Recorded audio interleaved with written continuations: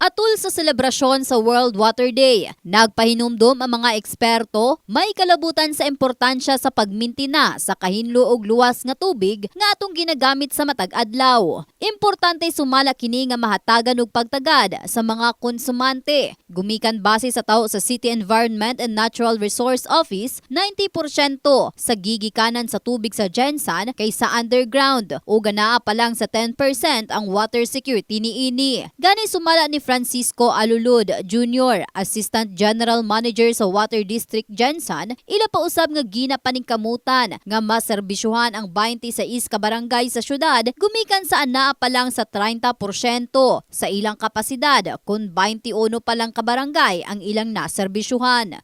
So andami karon nga in the next 10 years no, andami sa mong 10-year plan, madouble na mo ang population nga ma-serve and then masulod na mo tanang mga barangays na maka-provide nami og water services sa ilaha. Pagreserba sa tubig ug pagmintina sa kahinlo sa palibot, usa lang sa pamaagi aron nga maprotektahan kini sigon sa mga opisyal. Today gitakda ni siya sa United Nations no, in support ni siya sa SDG goals, access to potable water for all by 2030. Para maka-raise tag awareness sa tanang tao, natay makahatag tag tubig sa tanan no, potable, limpyo, mainom. Ang tanan nato nga ginagamit sa panimalay, for example, panglaba, and even in the septic, some of our septic tanks may have been overflowing already. Yung rivers, luag pa sa una, you could still afford to take a bath. And now they are, starting to dry up.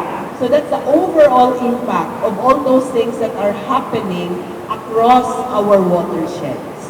We have degraded water quality. Oxygen, pH at saka turbidity. For rivers, these are the more important. Sa dissolved oxygen, bagsak. Sa pH level, bagsak din. Sa turbidity, mas lalong bagsak. Ang Silaway River hindi papasa sa turbidity at saka sa dissolved oxygen. Kasi nga, medyo polluted na siya pagdating sa downstream. Ang Tinagakan River is medyo, bilog.